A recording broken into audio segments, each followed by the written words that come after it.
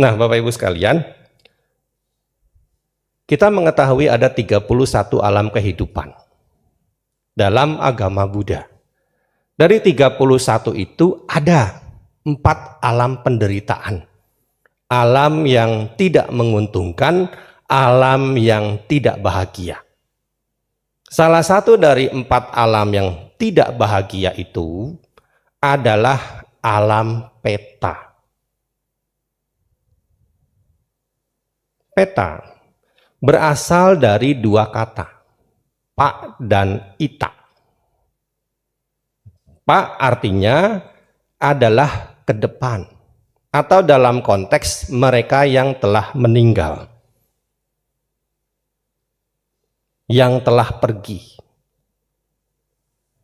Jadi sebenarnya pemahaman terhadap makna peta adalah merujuk kepada mereka yang telah meninggal, mereka yang telah pergi, meninggalkan kehidupan dari alam manusia menuju ke kehidupan selanjutnya.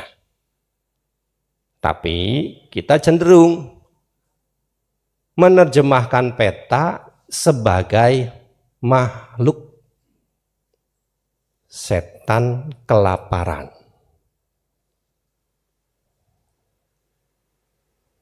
Ya, kita sering menerjemahkan sebagai setan kelaparan, hantu kelaparan. Kenapa? Kok mereka bisa jadi makhluk peta?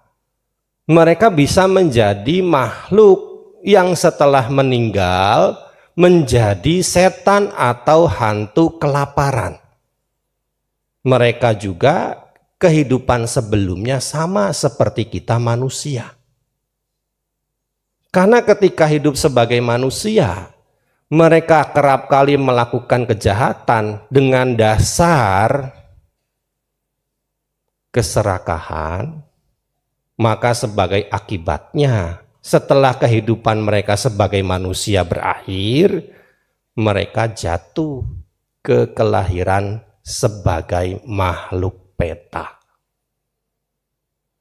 Ya, kan kita mengetahui sekarang makin banyak orang serakah kan? Iya kan? Dalam bentuk apa? Apapun diambil yang bukan miliknya. Bahasa hukum menyebutnya dengan istilah dikorupsi. Ya, jadi sebenarnya mereka-mereka yang menjadi koruptor itu minimal sudah membuat jalan bagi diri mereka masing-masing untuk kehidupan selanjutnya jatuh ke alam peta. Kan kontras kan? Di dunia hidupnya berlebihan, rakus, serakah. Sebagai akibatnya, setelah kematiannya, hidupnya serba kekurangan. Kelaparan, kehausan. Dan ingat Bapak Ibu sekalian, tadi di dalam Tirokuda Sutta sudah dibacakan bersama Pali dan terjemahannya. Mereka kembali ke rumah-rumah yang dahulu mereka huni. Menunggu di kusen-kusen pintu, di jendela, di perempatan jalan, di pertigaan jalan. Hati-hati loh. Jadi kalau ada kerabat kita yang jadi koruptor, kita harus hati-hati tuh. Kenapa? Mereka balik lagi. Ya. Kenapa mereka kembali ke rumah-rumah yang dahulu mereka huni? Karena hidup mereka itu sangat-sangat menderita lapar dan haus. Biar apa? Biar dapat makanan, biar dapat minuman. Di sini siapa mungkin di antara Bapak Ibu sekalian yang mungkin ada rasa-rasa di rumahnya itu ada sesuatu yang aneh?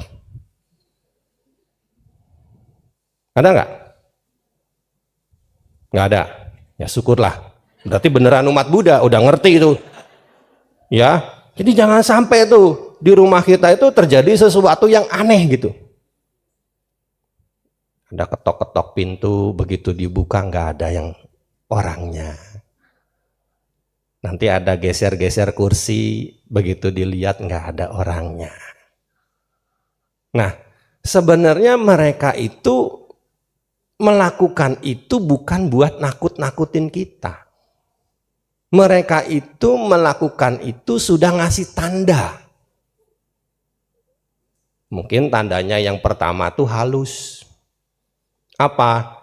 Lewat mimpi. Kurus kering muncul dalam mimpi. Kembang tidur. Besoknya diimpiin lagi. Kembang tidur. Besoknya diimpiin lagi. Kembang tidur. Akhirnya mulai. Dikasih tanda yang halus, belum dapat respon. Mulai ke yang kasar. Apa? Ngetok pintu, ngetok jendela. Paling angin atau burung. Biarinlah. Udah dikasih tanda begitu juga masih belum juga. Dikasih pertolongan, dikasih bantuan, maka jangan salahkan kalau satu saat mereka tahu-tahu muncul di hadapan kita. Ya, makanya di sini secara dhamma kan patidana itu harus kerap kali kita lakukan, tidak hanya sewaktu-waktu di saat ada sembahyang-sembahyang mengikuti budaya tradisi masyarakat. Kenapa? Karena setiap hari kan kita pasti berbuat kebajikan. Setiap hari kita melakukan perbuatan-perbuatan berjasa. Dan itu bisa kita haturkan buat keluarga leluhur yang telah meninggal. Bapak Ibu sekalian, secara agama Buddha, makhluk peta itu ada 36 jenis. Ada peta kelompok 4. Ada peta kelompok 11, ada peta kelompok 21, silahkan mau pilih yang mana. Untunglah ya, jangan masa mau jadi peta. Ya. Bermacam-macam. Kenapa? Karena orang yang berbuat jahat dengan dasar keserakahan, kemelekatan, itu pun kadarnya kan beda-beda.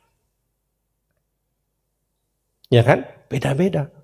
Ada yang serakah banget, masa korupsinya cuma 100.000 masuknya alam peta yang jauh, yang bawah, ya kan?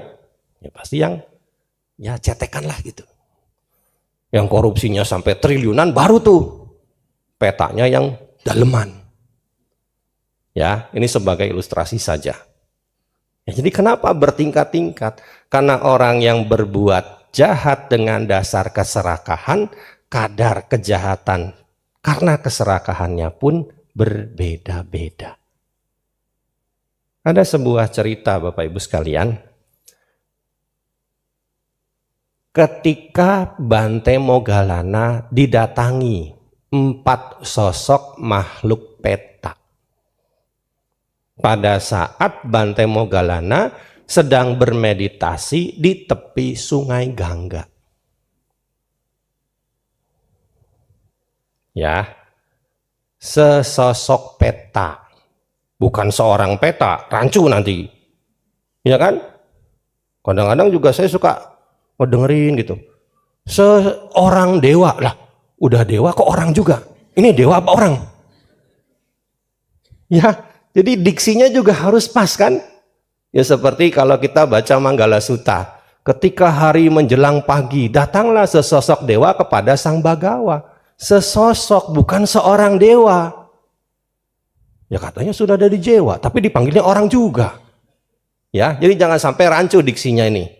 Ya, jadi untuk mereka-mereka yang halus-halus, bahasa Indonesia sudah menyediakan kata sosok.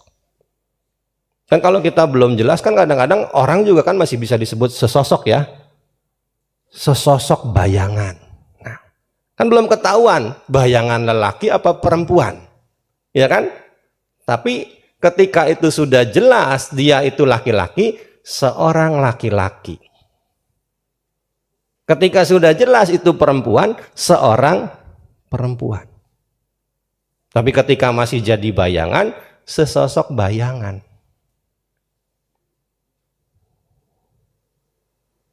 Bisa dipahami ya?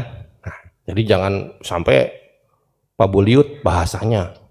Tahu pabuliut nggak? Nah, entah pabuliut teh. Ya kusut begitulah. Ya, kusut gitu. Jadi jangan sampai tumpang tindih bahasa itu. Ya, nah Bapak Ibu sekalian, kita mengetahui Bante Moggallana adalah murid Sang Buddha yang paling sakti. Dan ini diakui oleh Sang Buddha sendiri di dalam Ettadaggawaga Kitab Suci Anggutara Nikaya kelompok 1. Sang Buddha menyatakan, "Oh para biku, muridku yang paling sakti adalah Bante Mahamoggallana. Ettadagang bikawe mama sawakanang bikunang idiwidinanang yadidang Mahamoggallano." Bante Moggallana diakui oleh Sang Buddha sendiri. Nah, 4 sosok peta ini sebenarnya mau ke Sungai Gangga, pengen minum. Tapi karena mereka melihat Bante Mahamoggallana, maka mereka pun kemudian menghampiri Bante Mahamoggallana. Kenapa? Karena udah sering sebenarnya mereka mengraup air Sungai Gangga, tapi mereka nggak pernah bisa minum dengan baik. Kenapa? Karena ketika air sungai yang jernih itu diraup, zaman dulu pasti jernih. Zaman sekarang mah buta. Ya kan? Zaman dulu kan belum ada pencemaran pabrik. Ya kan? Pasti bening itu. Nah, sekarang kan udah pabrik melulu, belum lagi limbah rumah tangga, ya kan? Mereka tidak pernah berhasil. Air itu selalu berubah. Jadi air panas, jadi air darah, ya, jadi air timah. Nah, sekarang mereka mendatangi Bante Moggallana. Kenapa? Karena mereka pengen tahu apa yang menjadi penyebab mereka lahir kembali menjadi makhluk peta. Karena tidak semua makhluk peta itu, Bapak Ibu sekalian, punya kemampuan mengingat kehidupan sebelumnya. Paling mereka punya kemampuan, itu pun beberapa, mengingat sanak keluarganya saja. Ya makanya tadi kan di awal saya menyampaikan, suka datang lagi, minta pertolongan. Tapi kadang kita suka enggak tapi untunglah kita mengenal agama Buddha.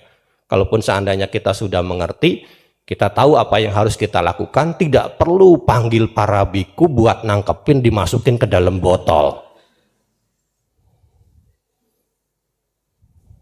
Ya, kan ada kan ya, mana botol, mana botol.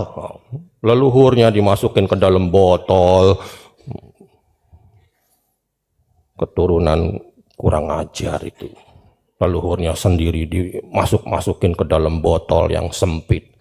Kadang-kadang ada botolnya botol kerating deng lagi.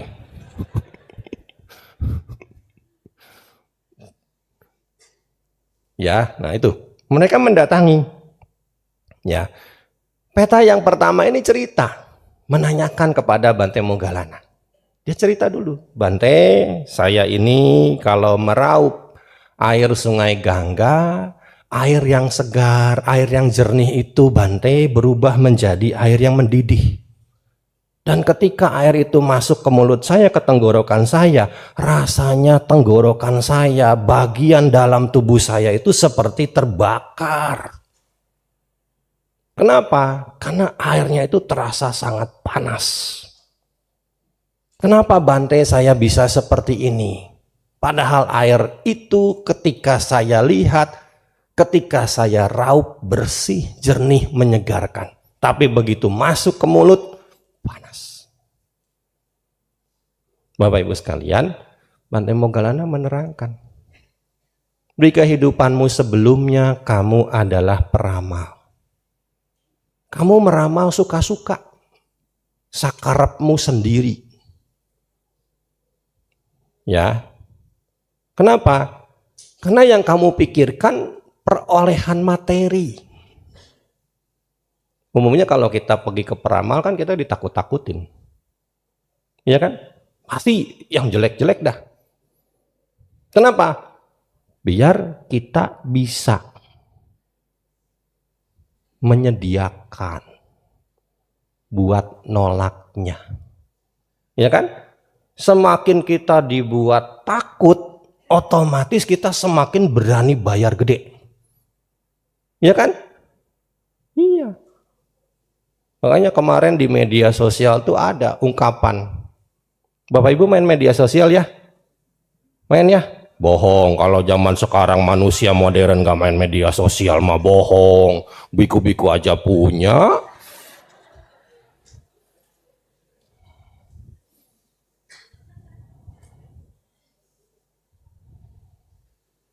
Punya kan biku-biku media sosial kan?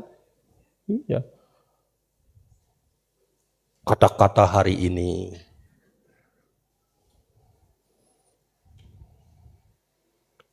Ya, ada ungkapan.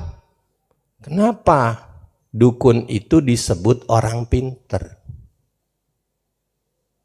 Karena yang datang kepadanya orang bodoh.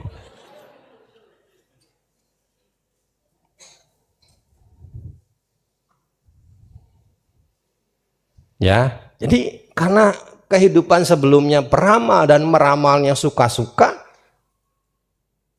sebagai akibatnya setelah kematian, dia menjadi peta seperti ini.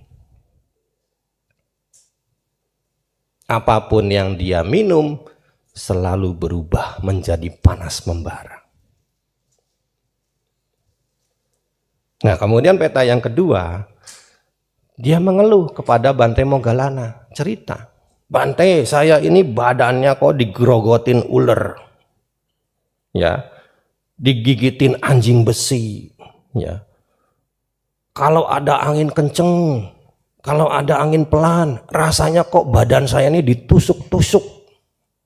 Sakit sekali. Lapar yang sangat kuat mendera.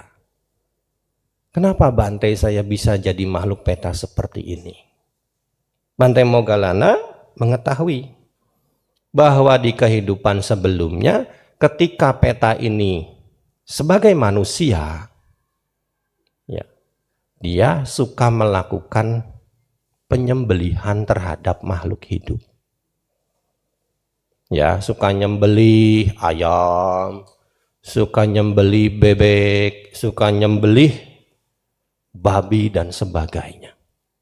Dan sebelum disembelih, hewan-hewan itu dicekokin dulu air panas. Biar dagingnya, kotorannya keluar. Dagingnya jadi lebih lunak. Kan kalau kita baca Dhammapada Atthakatha kan ada cerita Cunda penjagal babi kan? Ya kan? Ketika babi itu akan disembelih, ya kan? Dicekokin air panas kan? Biar kotoran di ususnya keluar. Lalu setelah itu babinya dipukul-pukul biar dagingnya empuk. Jangan tiru adegan ini. Ya, jadi kenapa? Kok jadi peta seperti ini yang kedua itu?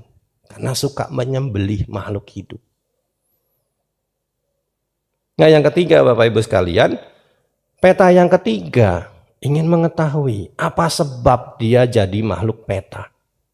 Dia menceritakan bahwa perutnya itu gendut kayak guci. Ya, tapi tenggorokannya, mulutnya segede lubang jarum. Kalau di dalam kitab Petawatu malah disebutkan perutnya itu segede gunung. Mulutnya, tenggorokannya segede lubang jarum. Ya. Jadi ini masih lumayan ya. Cuma segede tangki air. Tapi jangan bilang lumayan ah. Power juga. Jadi selalu didera oleh rasa lapar yang berkepanjangan. Apapun yang dimasukin ke mulutnya gak pernah bisa masuk. Kenapa? Karena mulutnya kecil, tenggorokannya kecil.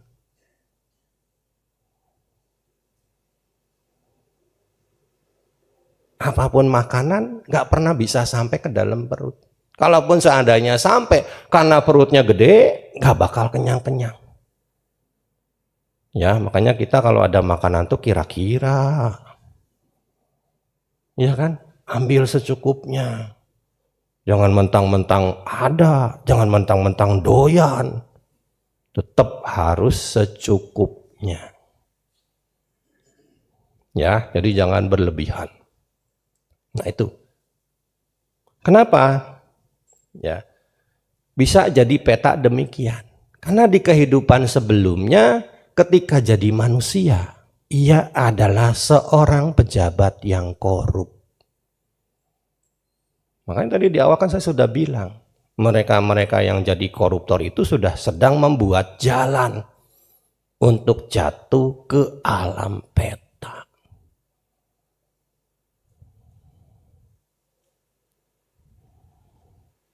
Ya sekarang di dunia menikmati, ya kan?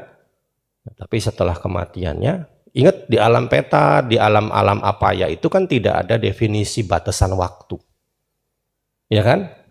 Kalau di alam manusia kan ada batasan waktunya ya, 100 tahun di zaman Sang Buddha, pernah juga 10.000, 20.000, nanti di zaman Buddha Metea 80.000 tahun, ya. Kenapa? Karena kebajikan manusianya besar, makanya umurnya panjang. Kan kalau kita baca sutta, limit tertinggi umur manusia itu adalah 84.000 tahun. Limit terendahnya 10. Nah kita kan sedang turun nih, menuju ke 10. Kenapa? Karena kalau kita perhatikan moralitas manusia kan makin jelek kan? Ya kan? Apapun diubah demi kekuasaan.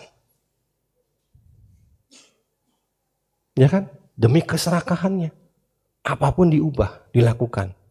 Belum lagi banyak hal-hal yang sekarang sedang menjadi kontroversi kan? Boleh pelajar beli alat kontrasepsi. Itu kan menjadi penanda buruknya moral. Sehingga apa? Menyebabkan efek menurunnya usia manusia. Belum lagi perusakan alam, buat keserakahan manusia. Lah kalau alam dirusak, imbasnya ada nggak ke orang? Ada kan? Ya, kan sudah banyak prediksi ya. Neuromo Indrajonosis ya. Ya kan? Penyakit-penyakit binatang karena alamnya rusak, pindah ke manusia. Ya seperti yang lalu kan kita sempat heboh kan?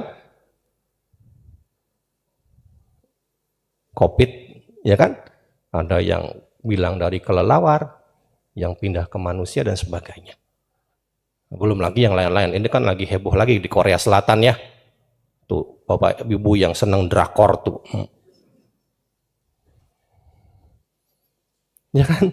Lagi meningkat kan COVID di Korea Selatan 6 kali lipat ya. Iya kan? Updatean bikunya daripada umatnya.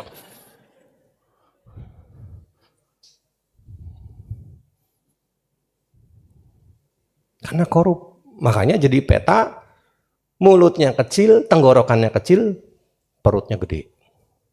Nah yang keempat, Bapak Ibu sekalian, peta yang keempat ini mengeluh. Menceritakan kepada Bante Moggallana sekaligus ingin tahu apa yang jadi penyebab dia jadi makhluk peta. Seperti apa? Dia kepalanya gede. Ya. Di mulutnya banyak lidah. Dan begitu dia berbicara, lidah itu pasti selalu berdarah. Ya. Dia menanyakan apa menjadi penyebab dia menjadi makhluk peta seperti ini.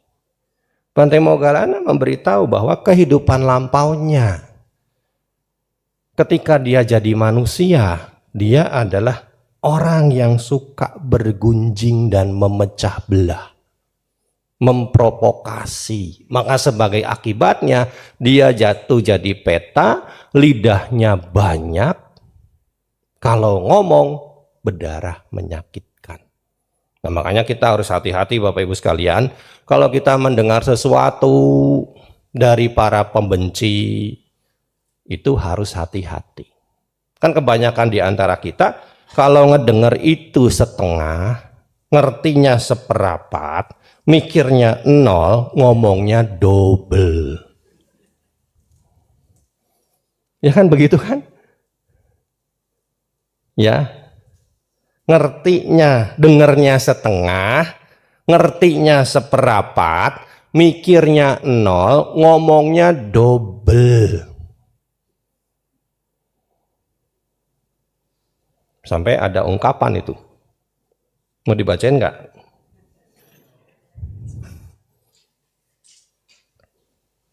Mungkin Bapak Ibu sudah pernah dengar. Kan tadi sudah saya tahu, suka main media sosial.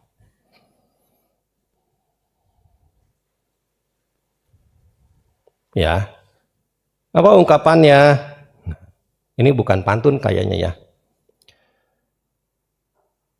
Cikini kegondang dia, orang iri hidupnya nggak bahagia. Cikampek ke Purbalingga, hidup capek kalau ngepoin tetangga. Ya. Cianjur ke kampung sawah, banyakin syukur daripada ngegibah. Palembang sampai Magelang, hidup tenang, nggak ngurusin hidup orang. Ya kan? Jadi nggak usah lah pengen tahu banyak-banyak tentang orang lain. Urusin aja hidup kita sendiri. Ya, nggak perlu kita juga menghasut-hasut orang. Kalau kita udah nggak seneng sama seseorang, jangan cari sekutu buat nggak seneng sama orang itu. Hati-hati nanti mau jadi peta lidahnya banyak. Ya. Nah, setelah mereka mendapat penjelasan demikian dari Bante Moggallana, mereka pun akhirnya menyadari segala kesalahannya. Ya, kan dari orang bijak kita banyak belajar ya. Untuk apa? Memperbaiki diri. Ya, jadi jangan sampai ketika ketemu orang bijak kita tidak menggunakan kesempatan untuk belajar. Ketika kita dikasih tahu, kita tidak mau memperbaiki diri, justru kesempatan. Ya, jadi sebelum terlambat, belajar dari apa yang kita pelajari, belajar dari apa yang kita lihat, belajar dari apa yang kita dengar, belajar dari apa yang kita rasakan. Jangan sampai hal-hal yang jelek itu terjadi pada diri kita. Nah, itu sebagai contoh cerita tentang mereka yang jatuh ke alam peta. Nah, Bapak Ibu sekalian,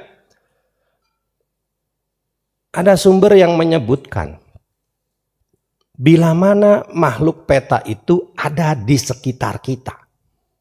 Apa sih tandanya? Ya, kan kadang-kadang kita suka pengen tahu juga ya, kayak apa sih penampakannya. Nah, di sini disebutkan peta itu badannya halus, tapi beberapa memang ada yang kasar. Ya, sebenarnya mereka juga sama seperti kita punya fisik, punya badan materi. Cuma dimensinya yang berbeda.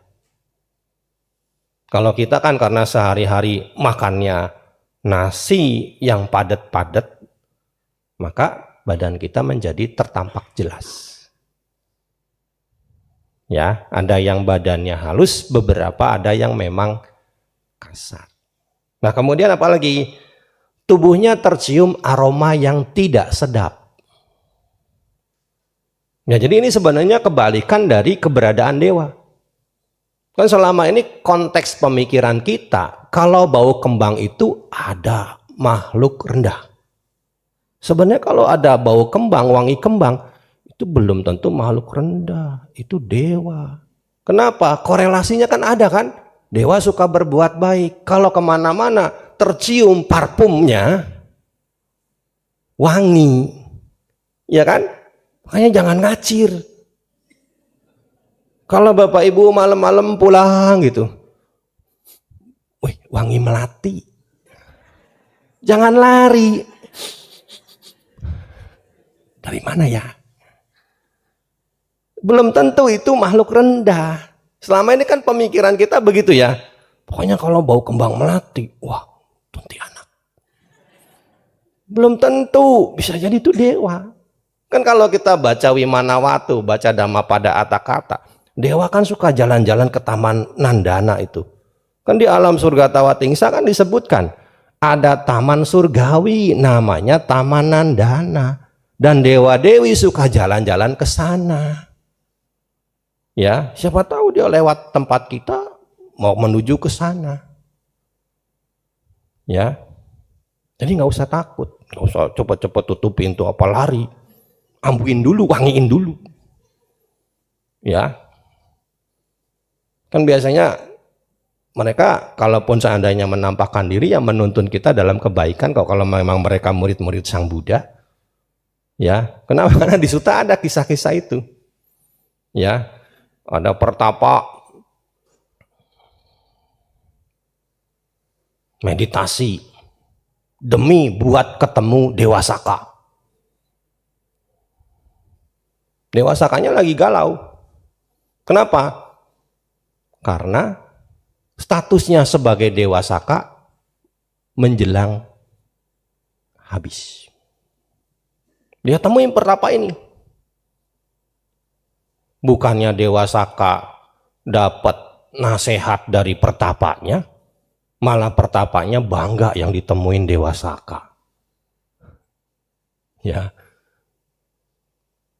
Kan dia Dewa Sakanya lagi galau, ketemu pertapa tuh biar dapat ajaran. Ini malah pertapanya bangga sekali ditemuin Dewa Saka. Ya, jadi nggak usah ngacir itu kalau ada wangi-wangi gitu.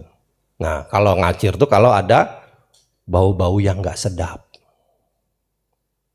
Ya, tapi jangan ngacir juga dah.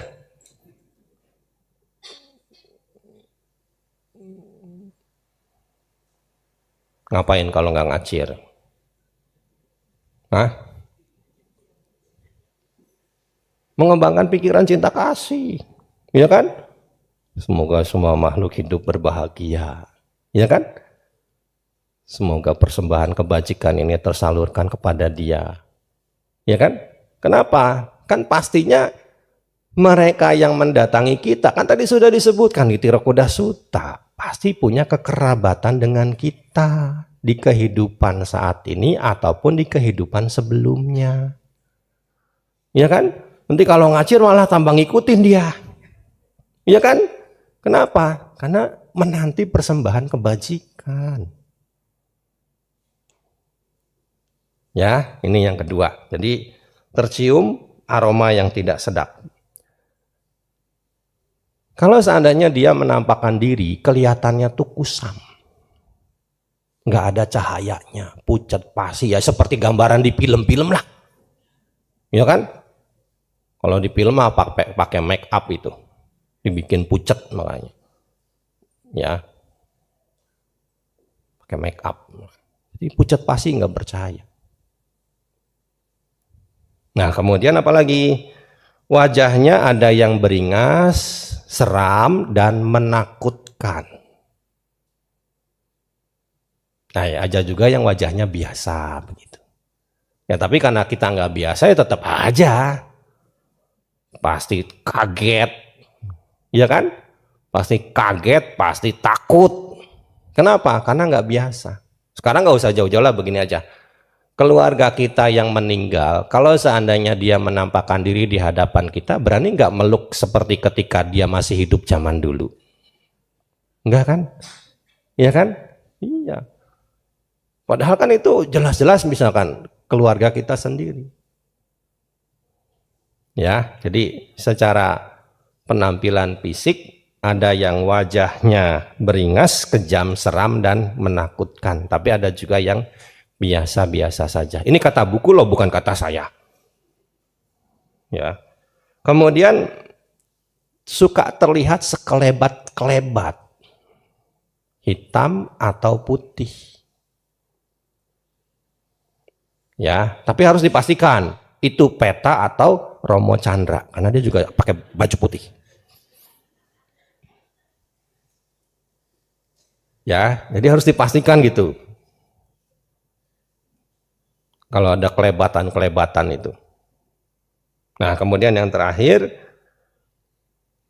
ngapain sih tujuannya? Minta makan, minta minum.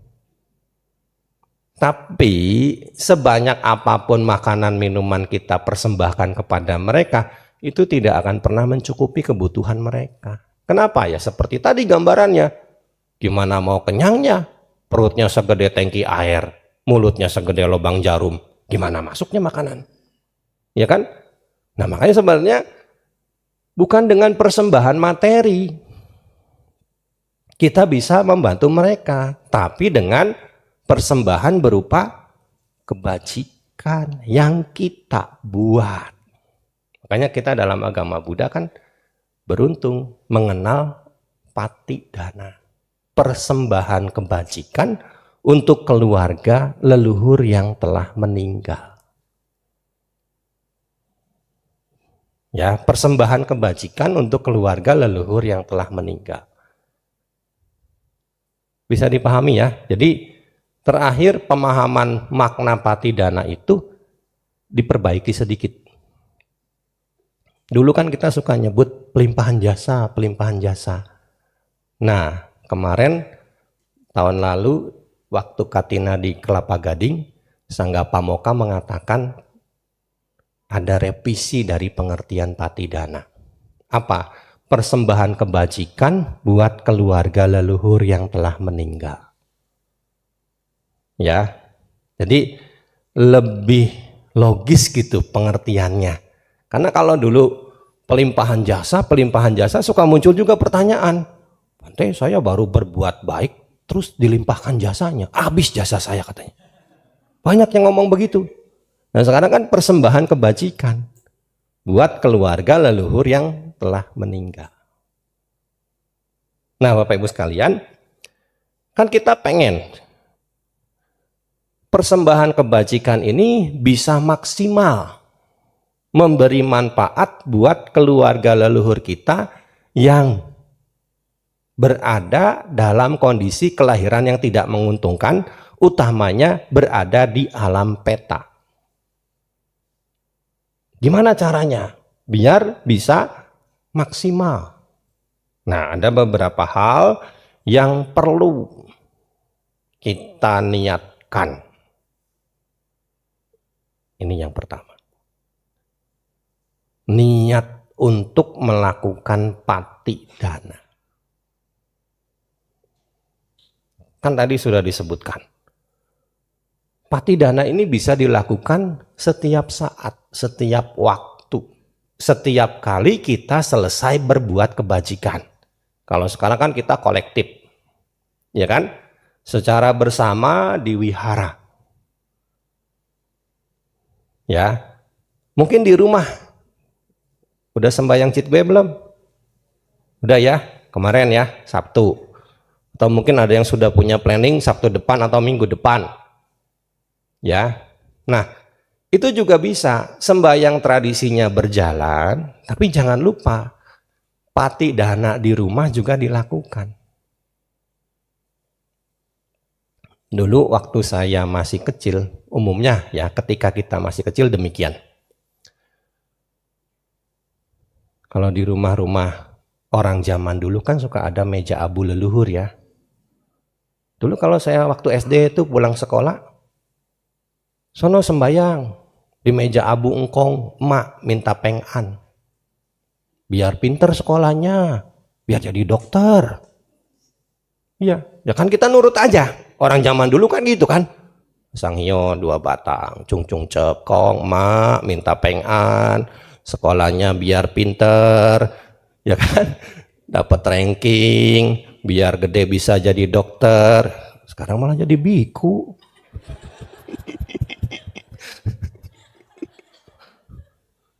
Padahal waktu sembahyang itu Kong Ma minta jadi dokter.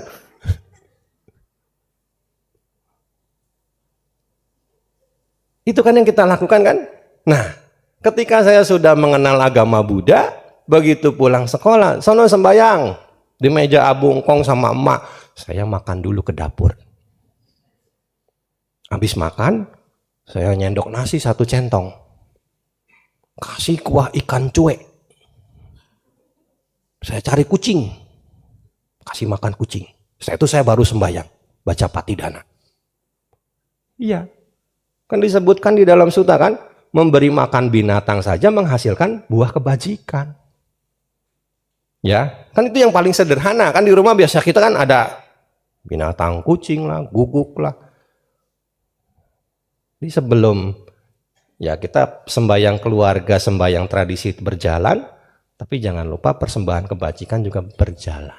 Kalau syukur-syukur Bapak Ibu punya cetia di rumah, ya sembahyang tradisi berjalan, masukin aja 1.000, 2.000 di kotak dana yang ada di cetia di rumah. Punya cetia kan di rumah ya?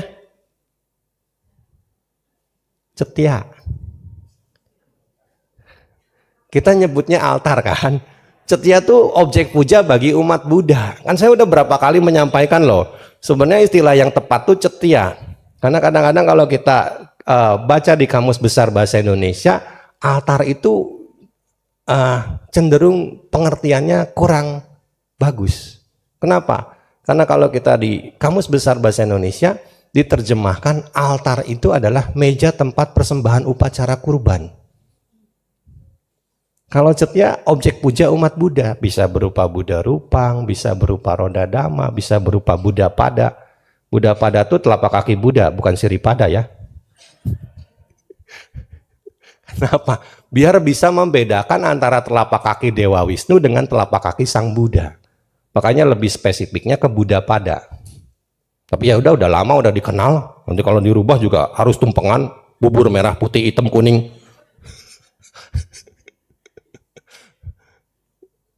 Ya, jadi itu kita lakukan. Ada niat untuk melakukan patidana. Ya, nah kemudian yang kedua adalah ketulusan. Kita melakukan patidana itu bukan karena keterpaksaan, karena cinta kasih. Dasarnya cinta kasih. Kenapa? Ketika leluhur kita hidup dulu, mereka kan penuh cinta kasih sama kita kan. Jadi jangan sampai terpaksa. Wah, ke wihara kenapa? Ada patidana. Kenapa? Biar nggak diimpiin nanti malam. Kan ada keterpaksaan kan? Kenapa? Takut. Karena biasa di bulan-bulan 7 seperti ini kadang-kadang banyak Bapak Ibu sekalian. Beberapa umat tuh suka cerita menjelang cengbeng, menjelang citgue. Diimpiin keluarga leluhurnya yang sudah meninggal.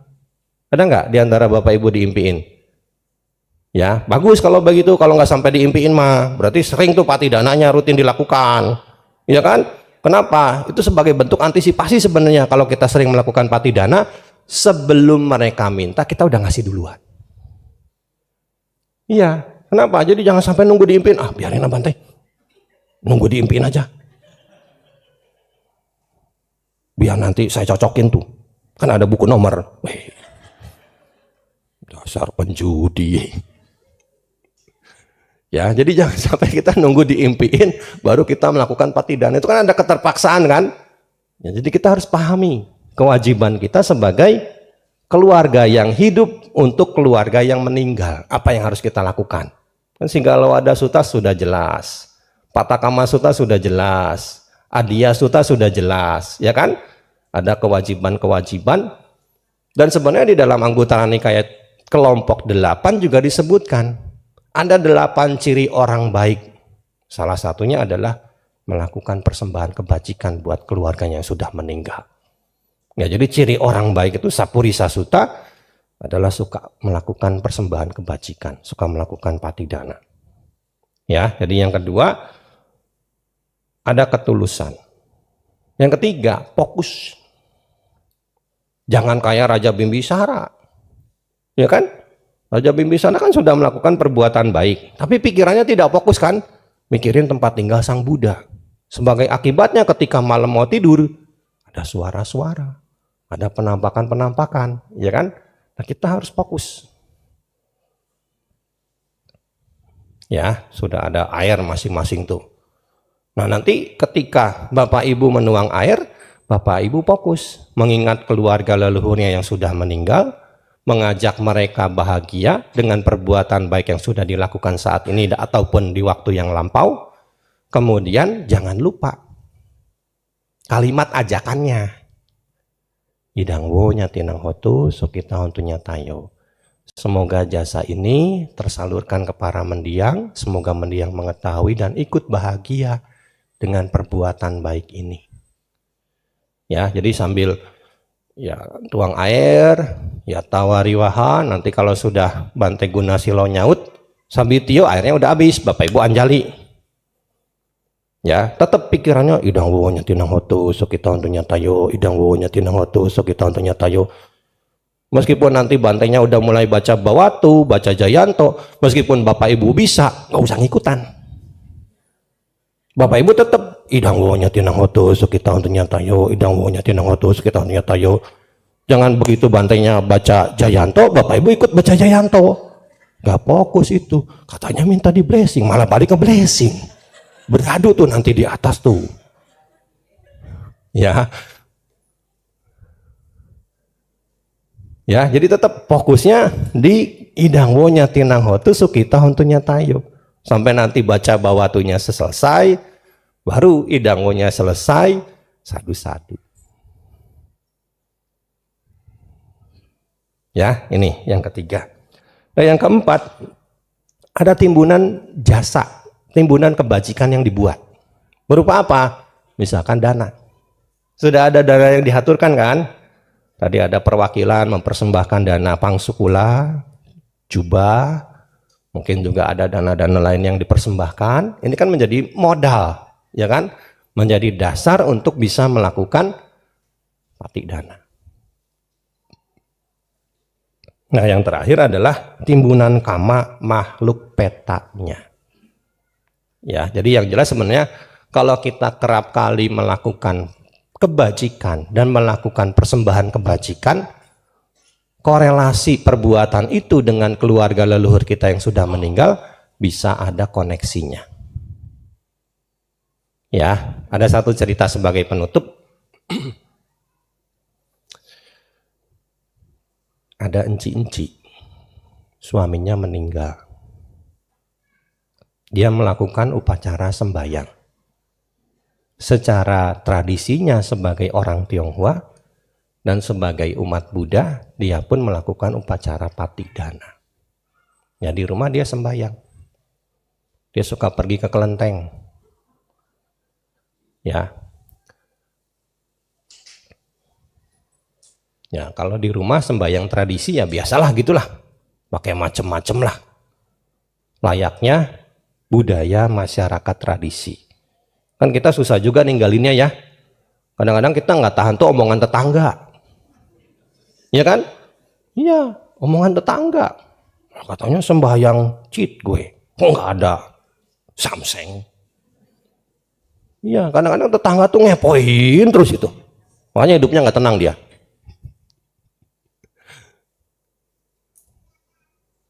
Secara tradisi dia begitu. Nah, secara agama Buddha, dia pahami, dia melakukan patik dana. Caranya gimana? Dia beli kain. Ya, beli kain, bahan baju. Dia bawa kain itu ke kelenteng.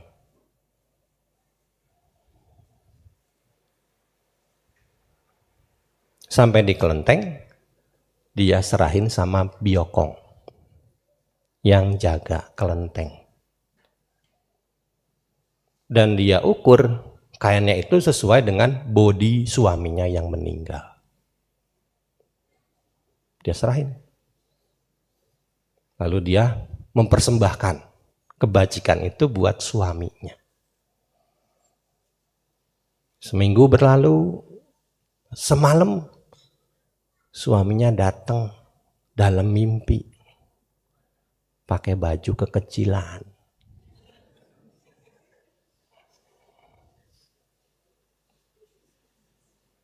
Begitu dia terjaga, bangun. Kenapa bajunya kekecilan? Oh, dia ingat ketika dia nyerahin kain buat biokong, bahan baju itu dia ngukur bodi suaminya. Sedangkan bodi biokong lebih gede daripada bodi suaminya. Ya, makanya besoknya dia pergi lagi ke pasar, beli lagi kain buat nambahin bahan baju ini. Ya, dia serahin lagi kepada biokongnya. Kemudian ketika dia tidur ngimpi lagi, sudah pas. Ya, ini true story loh, bukan dongengan saya ini. Ya, ini cerita nyata, tapi belum diangkat jadi film. Nggak perlulah. Ya, nah Bapak Ibu sekalian, inilah ya pentingnya kita melakukan pati dana. Persembahan kebajikan pada sanak keluarga leluhur yang telah meninggal. Sebenarnya kalau secara kolektif begini ada bedanya. Apa? Kalau kita cuma di rumah nggak ada yang cerita kan? Sehingga apa? Maknanya jadi kurang, pemahaman damanya jadi kurang. Tapi ketika kita kolektif di wihara ada yang cerita dari berbagai sudut pandang. Sehingga apa? Memperkaya wawasan kita. Sehingga apa? Ketika kita melakukan persembahan kebajikan bisa lebih terarah, bisa lebih tertuju kepada keluarga leluhur kita yang telah meninggal. Di dalam Tirokuda Sutta disebutkan Ayan Cako Dakinadina Sanggangmi Supatitita Digaratang Hitayasa Tanaso Upakapati. Ketika persembahan itu dipersembahkan kepada sangga, kepada wihara untuk kepentingan umum, persembahan itu memiliki dua manfaat buat keluarga yang meninggal. Mereka segera menerimanya, mereka akan menerimanya untuk waktu yang lama. Ya, jadi ini dua manfaatnya. Segera menerimanya dan mereka akan menerimanya untuk waktu yang lama. Idang wonya tinang hotu, sukita untuknya tayo, sabe sata bon sukita tas, semoga semua makhluk hidup berbahagia.